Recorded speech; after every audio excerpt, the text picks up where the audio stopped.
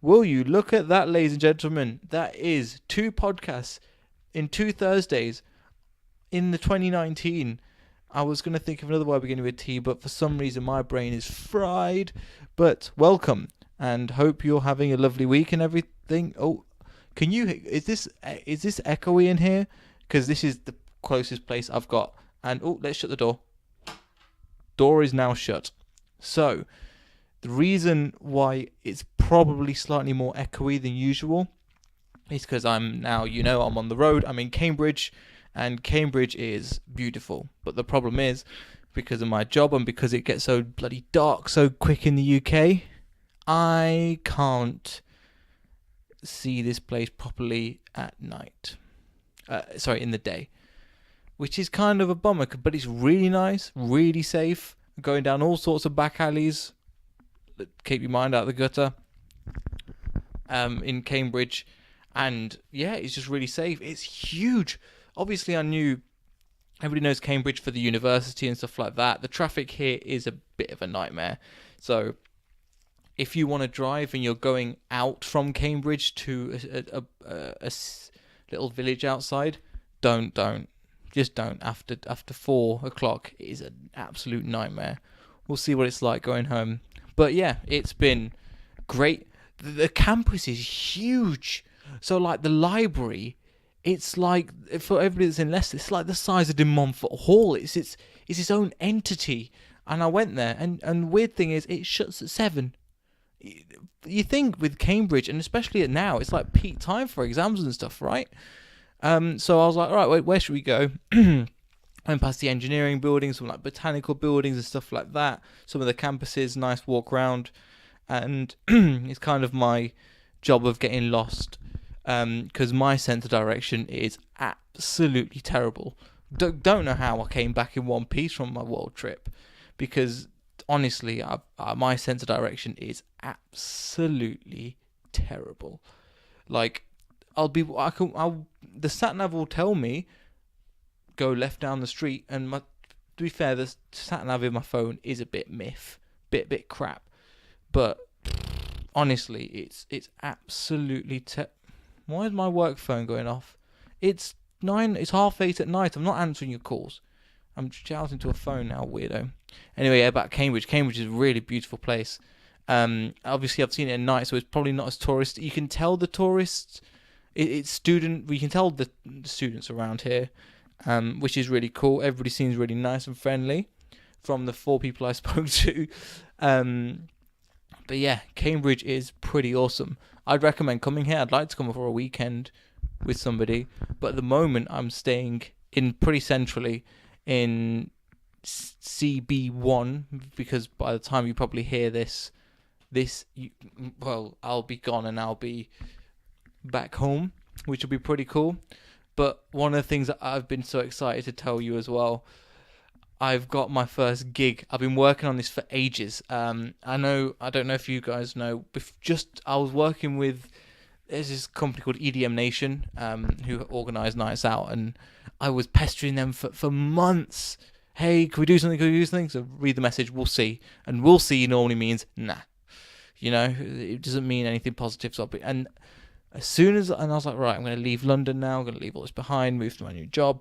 And then one day I get this message from them going, hey, do you want to do a set for us? And I'm going, you've got to be kidding me. It's when I left London. And it was a Friday night where I couldn't get down in time, and I didn't know where I'd park, so I'd say, hey, I don't know, but I'll recommend a friend. Didn't get back to me after that. But anyway, I've got my first gig, and it's a dubstep gig in Leicester, I can't even do the ad properly. So there'll be a link in the description to the event that I'll be DJing in. You'll see I'm doing the rooftop, which sounds really cool, but I don't think it's the biggest place. And I'll be doing a dubstep set for about, I don't know how long, an hour and a half, 2 hours. Super looking forward to that. One of the things that I've wanted to do, and I told you in the last, it was kind of a sly one, I realised. I knew this before I said my New Year's resolutions and stuff like that, but yeah, it was it was quite funny actually. When I was like, oh yeah, I want to get into the clubs, and I was like, that's already half a tick. Do you know what the issue is? A lot of people, they do these New Year resolutions and they go, oh, I want to get fit, I want to lose weight, I want to do, and it just dies within the month. Like, where was I reading? Oh yeah, my friend sent me an article on vegan milk. Don't ask me too much information why. It's really not that interesting. And one of the things you realise is that vegan milk spikes in January, and then just kind of fades into kind of as the year goes on, and then spikes again in January. It's a huge rush as people try and do. Have you seen that veganuary rubbish that's coming out at the moment? It's just, it's a fad. Well, I won't say it's a fad, but just veganuary. I don't like the way it's spelt. If it's just call it veganary and miss out the U, because veganuary is just rubbish. It really is. Just kind of, and that the thing is, I think as a society we are incorporating more non-meat products into our diet, and we're realizing not how bad meat for us is, but what meat. Sometimes, like, because I don't eat much meat, to be honest. But, like, I've got no shame. I've got a chicken mayo sandwich waiting for me, and which I've just realised made me really hungry now. I'm not eating too late, but I don't eat a lot of meat. Something that I just don't enjoy, but it's just okay. And I'm trying to stay away from just crap foods, because I've realised how much of it has an impact on your mood, especially with me. Because the issue is at the moment, I'm as you're probably hearing, I'm a fidget. I am a huge fidget. Anybody that knows me, I can't sit still for more than 10 minutes. I'm constantly moving and constantly, even now my feet are going around in circles, and I'm like, right, stop that. And my legs will just kick off in a second. And it just keeps and anyway, so I'm a fidget. So sitting at a 9-to-5 desk job can be tough, especially when you're moving around as much as I am, as in like around the country. So one of the things I want to do is get out, get into the air, get in, breathe some air, and then and have a bit of a walk around. But with this weather at the moment, it's getting cold, and I'm not being able to. And oh my god, some of the smells that come from building sites are. There's something, but what's quite nice about this branch, they all vape, so it masks them quite nicely. I don't know if you've ever been to a music festival recently, but it's a similar thing there, where I don't know about you, but I hate the smell of cigarettes. Like, just detest them, because I just find it so the smell is it just smells like cancer, and it's just crap. So. But now that vaping's become bigger, and so many people are on like vape now, and it's not now since I started this job, and it's been a lot around. As you can imagine, with builders, they're a lot older. So my experience with vaping is people being my age and under, kind of blowing fat clouds really obnoxiously, and then I was actually talking to them about. Oh, well, why did you change to vape, this, that, and the other? Do you feel healthier? And they're like, yeah, we really enjoy it. But they said nothing beats a cigarette. And they go, you can't, if you have a cigarette, it's kind of like the next step up. It's like vape is an imitation. But I think we're the first generation? Or I'd say our parents. I don't know. What do you guys think? Leave it in the comments. Are we the first generation that we don't see smoking as cool? I know it wasn't very popular with our parents, but there's still quite a few of them that smoke. But for example, both my granddads were smokers. And yeah, it was just really, really common to be, and it was more, and is it just because we can see the side effects? We can see our grandparents' generation suffering with cigarette smoke, and just all of the, you know what, kids, I've been smoking since I was 13 years old with no side effects. Where's my lungs gone? You know? So maybe we can see we don't want anything to do with that.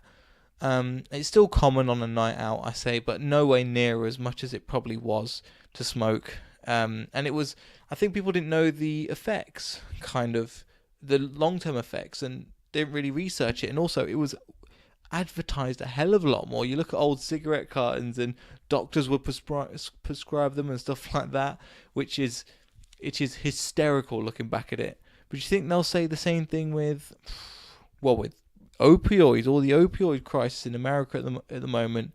Think they'll say the same things there? Because that shit is ridiculous. I'm so glad I'm not hooked on it. I'm healthy and I don't have the option of going to that kind of stuff, because it's liquid heroin. I don't know if heroin is liquid. I don't know nothing about drugs. I know stay away, have a green tea every once in a while when I'm ill, and paracetamol. I'm fun on a night out. Yeah, speaking of nights out, I'm really looking forward to getting my set together, and I'm just trying to put together the vibe, because I know what's going to happen, where I'm going to go too hard music and people are going to go, really, Neil, what are you playing? Because I'm that guy that I've scared metalheads off, I've scared indie people off, I've scared all sorts of people off, and I go, listen to how heavy this is, and people go, Neil, this is not enjoyable, I'm not having a good time. And I'm there going, but this is like a 5 out of 10. I've not introduced you to like the secret cupboard where I've got all the dark stuff. So it'll be interesting and to meet other people as well, because at the end of the day, one of the reasons why I've not struggled, but one of the reasons why I think it's just my mentality in life is that I'll do it all by myself. And this will give an opportunity, and it's whatever opportunity you're in, it's who you know, not what you know. So I'd love to meet up with some people, and and just get some of the contacts, which will be really, really useful, and kind of get my DJing on the road. And yeah, man, I'm really, really looking forward to it. One of the things that I think that I'm really looking forward to as well is Rampage. I know I've mentioned this again and again and again. Going in March, book my time off, so I've got 2 weeks off. If you guys have ever been Belgium and Amsterdam, let me know of things to do, because I'm planning it at the moment. So I've just got work, have authorized it, so I'm going to book. I've always wanted to do Eurostar, so I'm going to get the chance to do Eurostar to Brussels to, and then do Brussels for 4 days, then do Antwerp for 3 days, then spend 5 days in Amsterdam, and come back with loads and loads of drugs. No, but I'm looking forward to that. And one of the things that I'm really looking forward to as well is meeting other people. So what they've done, one guy on the Rampage group has decided to organize a pizza before the event, which I'm like, okay, I'll be interested in that. So got his message, and it's just spiraled. There's like at least 40 people that are now coming, and this is gonna be brilliant. And it's just an opportunity to meet other people that are into similar kinds of music, because especially that heavy music, it can be, what it is when it's so heavy and so niche and so aggressive, people tend to go, oh, you guys are weird, this is a freaky music, which is fine, that's absolutely fine. But there's a very strong, when outsiders get pushed out, similar to all sorts of communities, the community becomes stronger because they have to stick together, because people don't understand. And there isn't a particular look for, like in the same way you've got metal, and metal's got a certain look to it. Not always, but people look a certain way with the ear piercings and the tattoos and the long hair and the black, With dubstep, it doesn't really exist as much. And who was I was speaking to Marco, actually. He goes, yeah, there's not too many people that know about it. And they know the phrase, and they know Skrillex and blah, blah, blah. But obviously Skrillex is making his own stuff now, and the scene's still carrying on. And it's bloody strong. But no, I've banged on about dubstep enough. One thing I've got to... by the time you probably watch this, it's not going to happen. But there is Aerocord finally has decided to follow me on Instagram. So I'm trying to say this in the least braggy way possible, but Aerocords is awesome. I love him. I've listened to a lot of his songs, and he just followed me. I went, no, this is fake. And then I looked at him and went, it's the actual Aero Records, oh my god. So what I'm trying to do on my Instagram, if you've not checked it out, I am Mysterium, is just play a load of tunes and underrated artists that I want to give more exposure. And also it's my way of kind of putting something good out there in the world.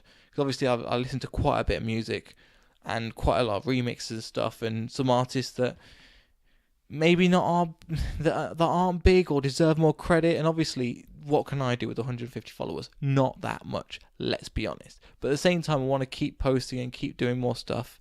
And recently I've become unmotivated by it. I think we all go through phases of this, and I've kind of come to this a little bit with the podcast, you know. I've become, it's becoming a bit stale. I was like, I'll keep doing it, and I do enjoy it, but sometimes, like this week, I genuinely didn't have that much to talk about. But things like that, just kind of, life has a way of throwing these things in. So this guy has about 75k followers, which isn't that much, but I've been following for years. Some of his tracks got hundreds of millions of views. Absolutely brilliant producer. And he just started following me. I was like, oh my god. So I followed him back, clicked on the message and sent him a, hey, Eric Oz, oh my god, I'm a really big fan. I really enjoyed your music, and sent him like a snapshot of some of I've typed in Aero chord on my iTunes, had it all there, and just took a picture and just go, oh, I'm a really big fan of yours. So we'll see. And it's just sometimes when you need motivation, and especially since I'm trying to do this all on my own, and sometimes you see it, like I've seen I've put another post up with decent hashtags and decent ability to get out there, and I just saw my followers drop from 180 to 150 and I just went, what? I don't get it. But sometimes it's not meant for us to get. We just have to accept it's not in our control. We just got to be like this podcast, we've got to be consistent. But sometimes, honestly, I don't have a lot to talk about, to be honest. And like I was doubting doing this one because I was like, I haven't got any good stories, I haven't got any good this, any good that. But I think if you stop, it's harder to. You ever been running, and as soon as you or you've been jogging, and as soon as you stop or you slow down to walk, it's really hard to get back in the rhythm of it, and just, well, like anything, and just get back in that rhythm when you've slowed down. And is this what it feels like? But I do want to put out some stuff for you, for me, to kind of keep this channel going. What else have I got planned? Dubstep mixes for this channel. Writing my bloody world trip, because do you know what? I don't know if I'll ever do it. I'll put it down as something I've got to do. But the problem is, it's never. I just need to just talk some crap like I'm doing now, and just put it out there, because otherwise it's not gonna get done. And which is not good. It's not a laughing matter, but it's still bloody annoying, isn't it? Where you're like, I want to do things, I want to complete things, but there's so much on my plate at the moment. Like, not so much, but when I stopped and thought about it, like for example, we had something at work, and it was like, oh, and the people I work with are great, and I know they put on the spot, they go, oh, what's a fun fact about you? And they just forgot when it came to me, because that's fair enough. They said that, and then I said other bits and started talking about the job and blah blah blah. And then it came to the fourth person. He goes, "Oh, what's your fun fact about you?" And he goes, "I'm a Leo." And I went, ugh. The person next to me goes, "Oh my god, that's where we get along. You're a Leo." And actually, I was having this argument with somebody on this about horoscopes. I think they're horseshit. I genuinely think doesn't make. It's like, I think Dara O'Brien had a brilliant bit where he's like, it's like shit racism, because you're just discriminating against somebody for what's it called? So a factor that they can't control. And I went, it's pretty good. But then kind of looking at it as we were having this argument, me and somebody, not an argument, just a disagreement, which I know is like, nah, that's an argument. But I don't argue that much. But what it was about how is Myers-Briggs, the personality test, different from horoscopes, and I was trying to explain to Barnum statements and blah, blah, and I'm meeting them tomorrow. So we shall see how this argument pans out. It really isn't that interesting. Not tune into part 2, but next week. So hopefully I'll be getting some more people on the podcast soon. I'll be having some friends hopefully soon on this, because I'll be in London within January, so hopefully you'll be hearing some friends that I want to meet up with, and I'm really looking forward to it. Anyway, my 20 minutes up. Let me know how this goes, because I feel not bad about this one, but in future I won't have that much to talk about, but I want to keep it going. So I'm looking through my archives of stories, and hopefully there'll be some good stuff there. I know there is, but you know, it's like when you think on the spot, nothing really comes up.